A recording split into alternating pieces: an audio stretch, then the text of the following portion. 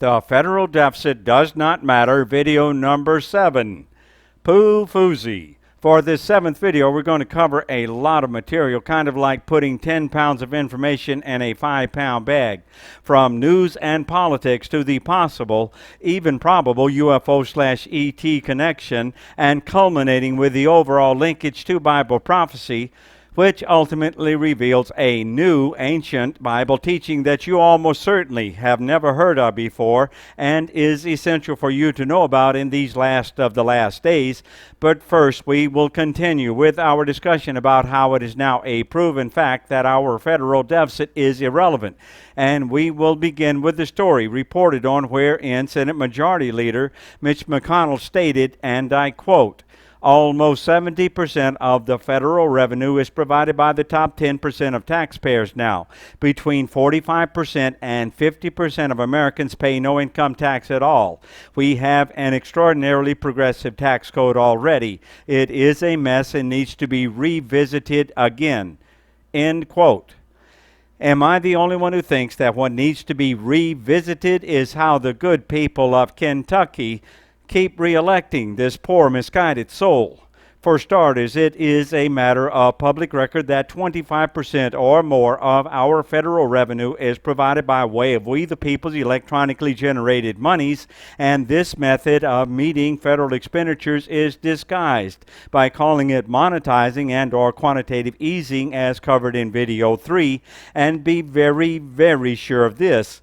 If we the people, by way of our federal employees, didn't electronically generate the monies needed to meet these federal expenditures, when there is this now yearly shortfall of federal revenue to the tune of $1 trillion, which is usually more than less, there would not be a top 10%, but instead our nation would have already had a total economic meltdown, which meltdown was averted back when former President Obama allowed the passage of quantitative easing 2, which was the electronic generation of $600 billion, and then followed up with quantitative easing 3, which you will recall was the electronic generation of $85 billion a month for years in order to pay off what I call legalized extortion, now referred to as the 2008 financial meltdown, which was in fact a financial shakedown perpetrated against we the people, a very sophisticated sting, in my opinion. This statement made by Senator McConnell is an out-and-out total misrepresentation of the facts, and all of these high-ranking career politicians know it, like Senator Bernie Sanders, Senator Elizabeth Warren, and especially former Vice President Joe Biden, if he hasn't forgotten. And let's not forget President Trump and all of the so-called senior members of the Republican Party. Just as an aside, isn't it unconstitutional for one state to be junior to another state, or for one congressional district to be junior to another congressional district? In any case, the point being made is that even though you may not pay a federal income tax, you are still symbolically paying into the United States Treasury when our federal employees electronically generate monies to meet federal expenditures, and Senator McConnell should know this. Just to be very clear, we the people of the United States do not now, nor have we ever, actually borrowed monies from anyone in order to meet federal expenditures, and this includes China. We pretend to borrow monies, which means that we don't really have a national debt, but rather we have a pretend national debt, and I dare anyone to prove otherwise. As for borrowing monies from China, keep in mind that China is operating with their own pretend national debt of 50 trillion yuan, or renminbi, which means that they too electronically generate the monies needed, which also means that when or if they do buy some of our bonds, they are paying for that purchase with their electronically generated monies. If you think about it, it's a kind of legalized money laundering operation, which is probably why we don't hear about borrowing monies from China anymore these days.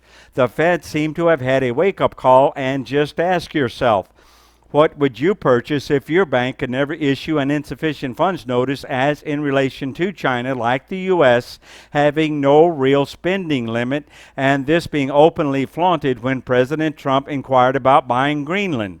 We can use we the people's electronically generated monies to purchase Greenland, but we can't use we the people's electronically generated monies to pay for we the people's universal healthcare system.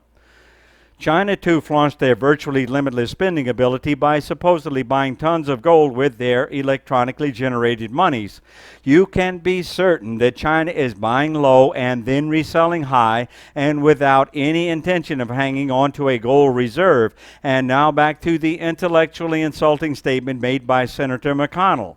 How is it possible for any politician to make such a ludicrous statement here in the 21st century and basically get away with it without being tarred and feathered and run out of town on a rail?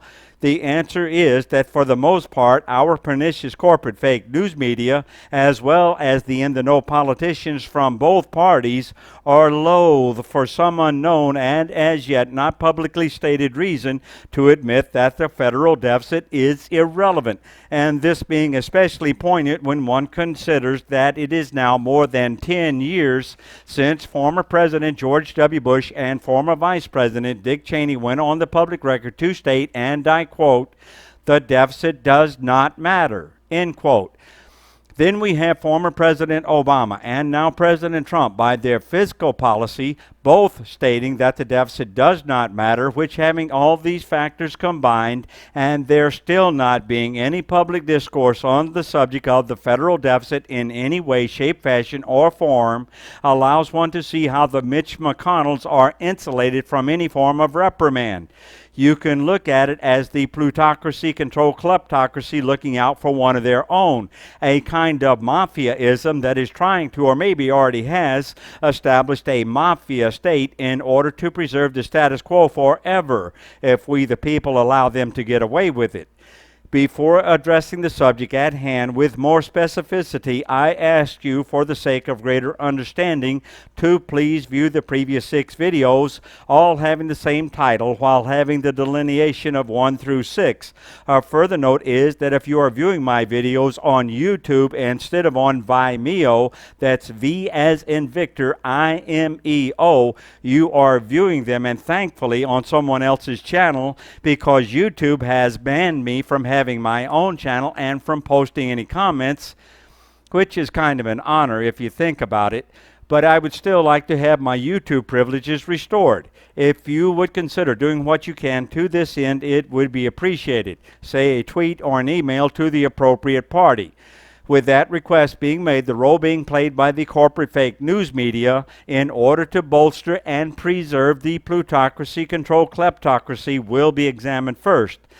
By the way, feel free to upload any or all of my videos and then just store them away for posterity or repost them with my thanks. If you are watching this 7th video after having viewed the previous 6, you probably have surmised that my leaning is more toward the right than the left, and with that being the case, you can see how it is that most of my news intake is from the pernicious corporate fake Fox News Network.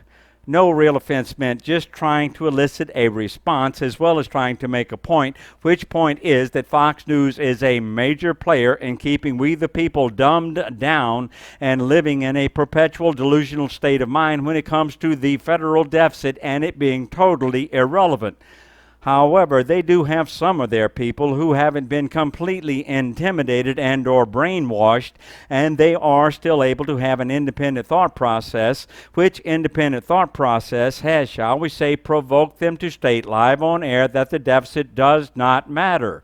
They were immediately shut down without any comment on the subject, but they did make the statement, and these 2 individuals that I have heard comment on the deficit are Juan Williams and Geraldo Rivera. First, Mr. Williams. His was more a comment about the federal deficit being irrelevant during the course of a discussion about a related topic. A kind of, well, of course, that is the case since the deficit is irrelevant. And no, the exact date wasn't recorded, but it was on the weekday early evening show he co-hosts, which is The Five. You talk about stunned silence by his co-host and avoidance of a subject. The entire mood of the show suddenly seemed to shift to a silent warning issued by staring at Mr. Williams, which said, If you want to continue being able to pump money into that 401k, you had better drop the subject. And he did, and there has only been vague reference from Juan Williams to this subject since, at least during my viewing. With Geraldo Rivera, who technically may be more of a Fox News contributor than a full-time employee, the statement was more pronounced and a matter of fact. He forcefully and directly stated, and this may not be an exact quote, "It's now obvious that the deficit doesn't matter," end quote. This was said after some kind of episode of electronically generating funds in order to meet federal expenditures, and it was also on the 5 back when Kimberly Guilfoyle was a co-host, and she was the person to whom Geraldo Rivera was speaking. You talk about a stunned look from Geraldo. You couldn't see Kimberly, only Geraldo, but she must have given him the super serious stink eye, judging by the look on his face, and once again the subject was immediately squelched. The point being made is that the subject of an irrelevant federal deficit is treated like a big taboo, no-go subject, and this by a major news network who has reported a one-year profit of $2 billion. This all brings to mind what Dan Rather predicted decades ago when the laws were being altered so that fewer people could own more media outlets and the salaries for journalists and reporters was being vastly increased. Dan Rather prophetically said that they, meaning the on-air personalities, will just take the money and keep their mouths shut when told to, and as we can all now see, he was 100% correct. My question is, how much does it cost to buy a Geraldo Rivera or a Juan Williams?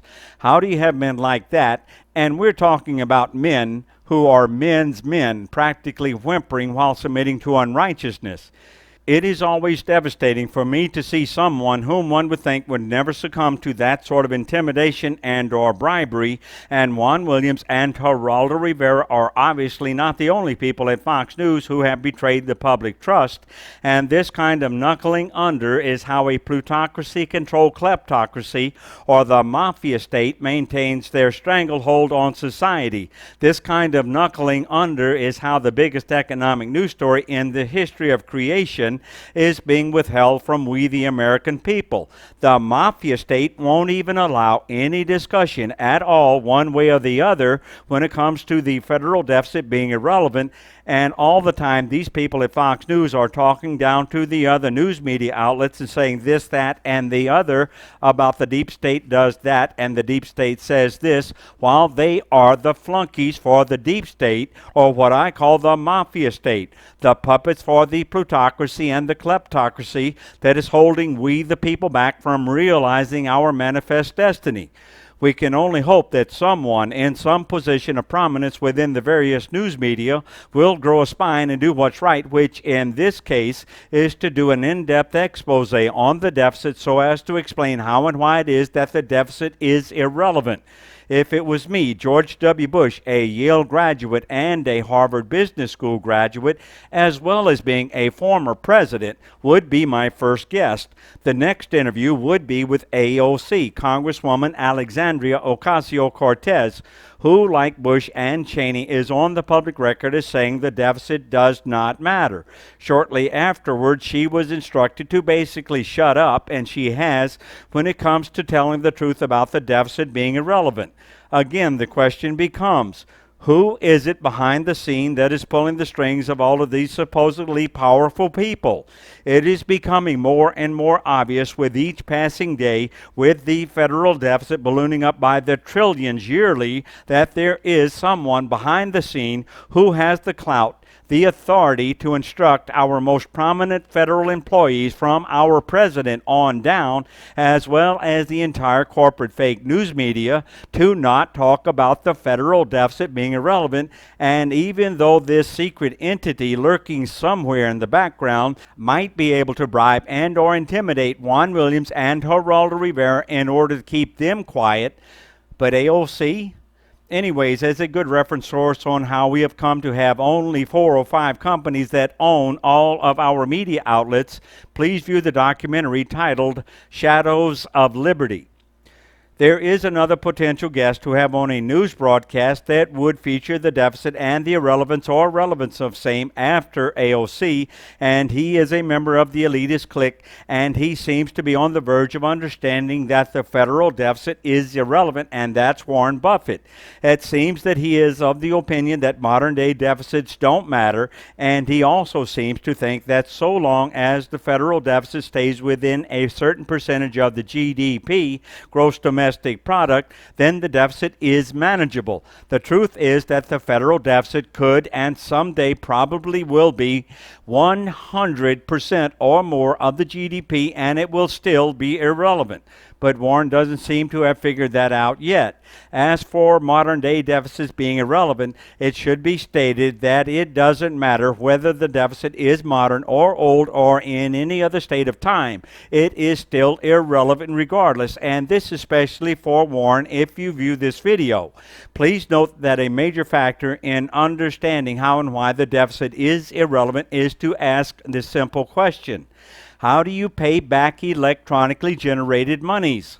The answer, of course, is that you don't, because it is impossible to do so since the monies were never really borrowed. This is where some really intelligent people get stuck on the reasoning and the logic of it all, but still, electronically generated monies cannot be paid back no matter how hard you try. I go into a lot more detail in my book, the only book in the entire world at this time that does explain how and why our federal deficit is irrelevant. It is the revised second edition titled All About Equity Spending with a Love Story. If you are a college or university student or even a professor, this book should be a must-read for you if your major is economics or business administration, or if you teach these subjects. If you are a parent of a college or university student majoring in economics or business administration, you need to make sure he or she has a copy of this book, and you might want to have a copy for a keepsake of your own. It is that singular, it is that unique, and again, it is the only book in the entire world at this time that addresses the subject of an irrelevant federal deficit. At least it was when the first edition came out in June of 2012. If you view the top of my whiteboard, there printed is the ISBN number for Amazon Books and another for the walk-in bookstores, and there are a myriad of reviews online as well. Before addressing the subject stated in video 6 that would be elaborated on in this video, which is the possible UFO/ET connection to our acceptance of the federal deficit being irrelevant, allow me to first delve a little deeper into other newsworthy occurrences having transpired over the years, with some of them having received scant, if any, real news coverage. And this is a sort of connect the dots presentation, which will hopefully illustrate that it isn't just the irrelevance of the deficit that is being ignored by the corporate fake news media, but rather a news industry-wide common practice to only cover what doesn't threaten in any way the elite, the top 1%. The following story snips are an example of this protectionism. Number 1, back in 2005, Congressman William Joseph Townsend II, that's Tauzin, better known as Billy, quit his job in Congress where he was making approximately $163,000 a year and went to work as a lobbyist for the Pharmaceutical Research and Manufacturers of America, or PhRMA, where he would receive a reported $2 million a year salary. Just as an aside, I'll give you 3 guesses as to whom it really is that paid Billy's salary, and the first 2 don't count, and we're still paying. While employed as Congressman Billy, he was chair of the House Committee on Energy and Commerce and, I quote, was one of the chief architects of the Medicare bill, end quote. That legislation probably still stands. Number 2, Halliburton and former Vice President Dick Cheney. And without taking up too much time here, please go online and read the Cornell University article, Conflict of Interest, Halliburton. It has been reported that former Vice President Dick Cheney is now of the Christian household of faith and that he is now a praying man. Sure do hope this is the case. And as a Christian, Wouldn't it be great if he were to now come forward and apologize to the American people for his unrighteousness while he was in office and just wipe the slate clean? Such an apology by such a prominent figure would go a long way toward cleaning up the mess in D.C. Number 3, let's include in our list the Clintons and their alleged association with Jeffrey Epstein and their connection to those 49 dead bodies, of which 12 are said to be former Clinton bodyguards. And there is that other story that may very well be another 50 to 100 years, if ever, before it is told. Number 4, the Consolidated Appropriations Act 2018 is my favorite. This bill is going to add $4 trillion to our federal deficit over the next 10 years, and it will all be we the people's electronically generated monies. Shortly after that bill was passed, we had the emergency spending bill, which our president and Congress couldn't agree on until after there was a government shutdown, and this bill added another $1 trillion to our irrelevant federal deficit. But no one in the corporate fake news media did an exclusive story on the fact that all these trillions of dollars being added to our deficit were being added by the electronic generation of monies, which is we the people's monies. Another point to make, after the 2018 elections, there were 44 members of Congress who either quit or retired, including Representative Paul Ryan. The question to ask, and the story that wasn't reported on, was, who did Paul Ryan and all those other former congressional members go to work for in the private sector? Does their new private sector job and the salary they will receive have anything to do with the legislation contained in the Consolidated Appropriations Act 2018? Which, by the way, was 2,232 pages and obviously written by the corporate elite private sector lawyers and not read by anyone before it was signed into law, not even President Trump. One just has to wonder how many Billy Townsends there are in that group of 44 former politicians, and you obviously shouldn't look to the corporate fake news media, our free press, for an answer. Number 5, what about all the members of Congress in both the House and Senate and both parties who are multimillionaires while being career politicians? Number 6, the Commonwealth of the Bahamas still recognizes Queen Elizabeth II as their monarch. So how come we never hear that much about these facts, and where are the British after Hurricane Dorian? These 6 story references are but a few smatterings of newsworthy stories that have, for the most part, never been reported on in depth with hard investigative research like back in the days of Woodward and Bernstein, but have at best been dealt a glancing blow.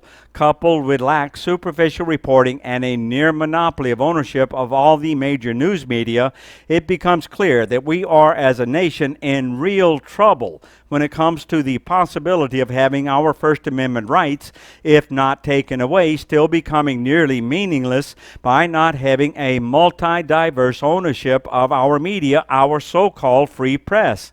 As an example, the whole Jeffrey Epstein debacle could not have reached such a scale of hedonism and debauchery if it weren't for the plutocracy-dominated kleptocracy, or the Mafia State, being able to manipulate career politicians behind the scene in order to protect their sick, twisted rich friends. And no, it doesn't take a Sherlock Holmes to see the blatant corruption in our federal government that nearly everyone sees, but here is where the disconnect occurs. This same corrupt criminal element within some, not all of the elite upper echelon, has successfully and effectively insulated themselves from any form of accountability, and for so long that they now have no problem using this same system of dominance in order to prevent the disclosure of our federal deficit being irrelevant, and in large part because they know that when this truth about the deficit being irrelevant is reported on and is finally acknowledged, then their great wealth becomes less relevant to a great extent, and they are dead set against allowing that to happen, in my opinion. Then, too, there is the not-so-wealthy who seem to abhor the idea of widespread equality amongst the masses. They like their sense of superiority, even though it is false, as it is also at the expense of the majority, Which brings us circuitously back to Senator Mitch McConnell's totally erroneous statement about the top 10% of taxpayers providing 70% of our federal revenue. In the first place, without the 90%, there would be no 10%. And in the second place, without we the people's electronically generated monies, we would all be in serious financial trouble. And this means, yet again, there would be no such thing as the top 10%. I'll close this part of the discussion by stating that if we would, throughout our entire history as a nation, to one degree or another, not have physically printed or electronically printed the funds needed at crucial junctures in our evolution as a nation, there would be no United States of America. Now for the possible UFO/ET connection to we the people accepting the reality of our federal deficit being irrelevant. It is a fairly simple, straightforward concept. If we as a species can't deduce and then wholly accept the reality of our being able to electronically generate the monies we need in order to provide for our species and to ultimately advance our civilization, then why would any civilized advanced species want to interact with us? For example, there is the huge unjustifiable economic disparity between the different nations of peoples, as well as the huge unjustifiable economic disparity within each nation, as there is within the United States. There is no real justification for our current state of economic disparity, and especially since the level of economic prosperity that we do have is totally dependent upon electronically generated monies, which is all of we the people's monies. We have to do a better job of distribution of wealth, and note we're not talking about a redistribution of wealth, because that has the connotation of taking away from someone and giving it to someone else. That is not the path to take, and it is not necessary, nor should it be attempted. Simply put, we have enough for everyone, and we must accept this reality or don't expect an interaction with an advanced extraterrestrial species, in my opinion. There is a great deal more information that could be examined in relation to the UFO/ET phenomenon and our current state of affairs here on planet Earth. However, my primary goal is to bring the irrelevance of our federal deficit to light, as in the Gospel of John chapter 3 verses 19 through 21, preferably the King James Version Bible. With that being said, I just can't resist the temptation of further discourse about the UFO/ET connection, as well as there being the biblical link to it all, and I am uniquely qualified to comment on this linkage, even though this is not the appropriate format for such a discussion. Still, I entreat you a paragraph or so. The very key to being better able to understand the phenomenon of extraterrestrial visitation is to understand the dual meaning of the word earth in the Bible, and this, as you will recall, was touched upon in the closing of video 6. The word earth is a homonym, which sometimes means the planet Earth and sometimes means the universe in English biblical scripture, and the usage of the word earth as meaning both our planet Earth and to mean the universe will soon become common everyday usage when this hypothesis is proven correct, and for this the James Webb Space Telescope may supply the proof. In the meantime, we have words that are prepositions being used as an adjective in order to describe and or modify, which in this case the word earth is being described and or modified by using the words in, on, and into. Case in point number 1, the Gospel of Matthew chapter 6 verse 10.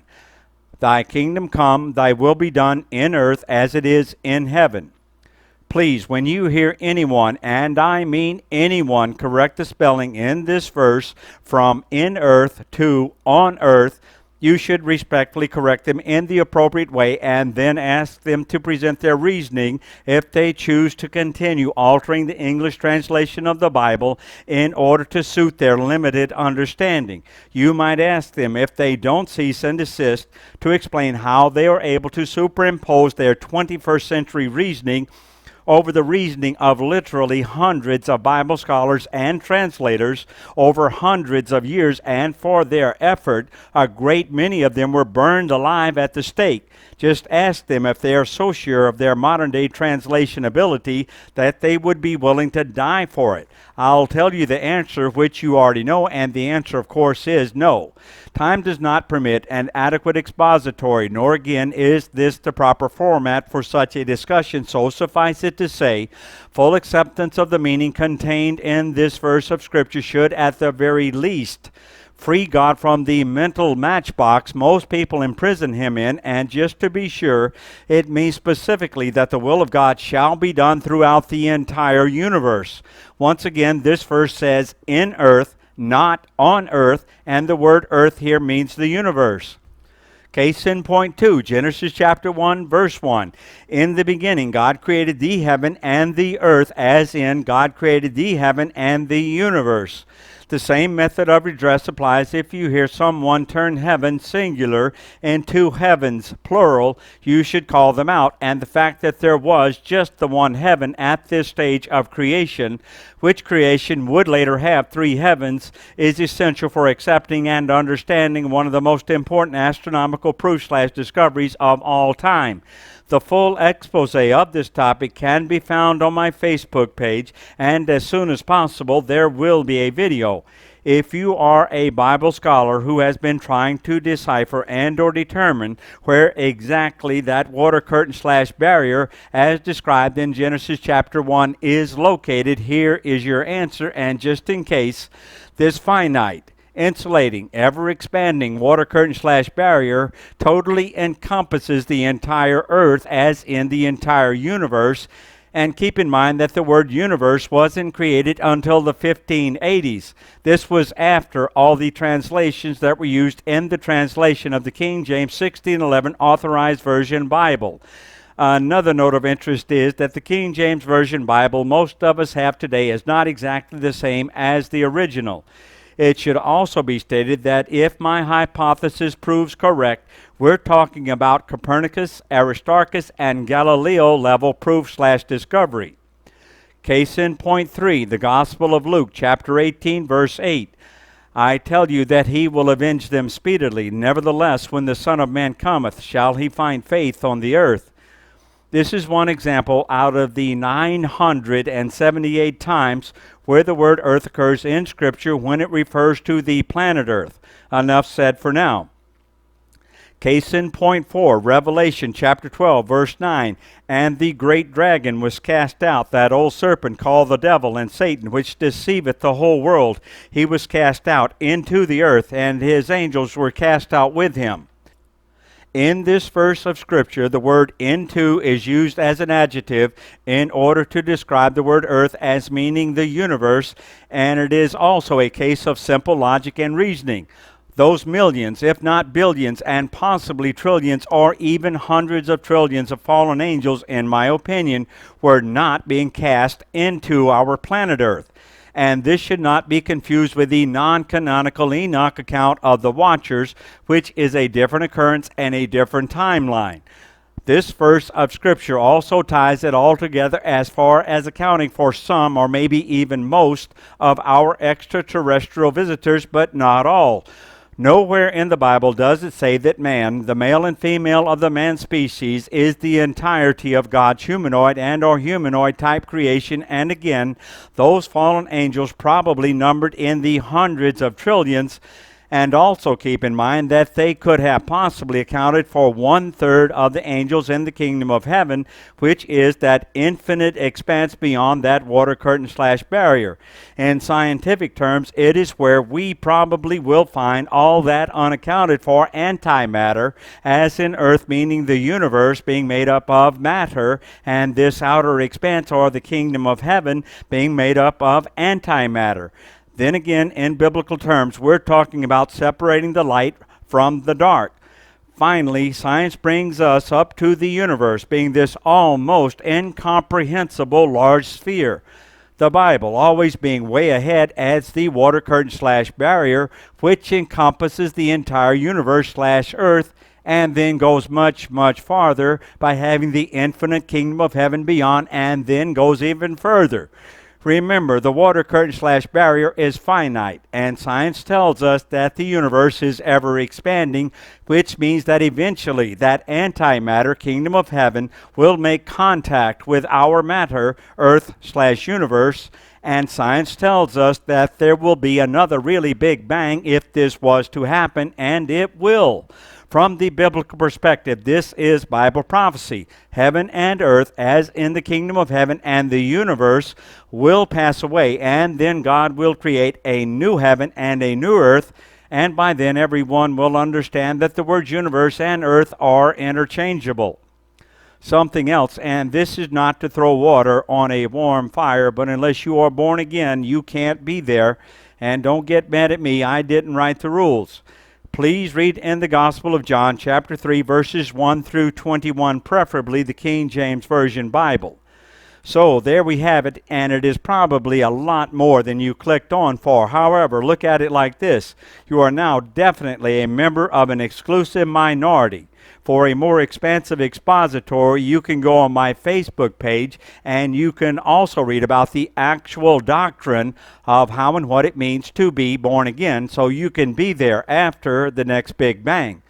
Don't forget to pick up a copy of my book, the revised second edition, titled All About Equity Spending with a Love Story. And tell your friends about this channel, which is called Equity Spending on YouTube, if you're watching on YouTube. And as a reminder, you can also view and or upload all of my videos on Vimeo as well. Just type in the title, The Federal Deficit Does Not Matter, with the word federal in parentheses, or my name, Oscar Dean Wyndham.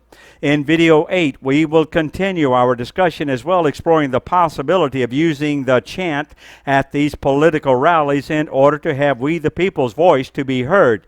Video 7 transcript is available on my Facebook page, P.O.O.F.O.S.I.E.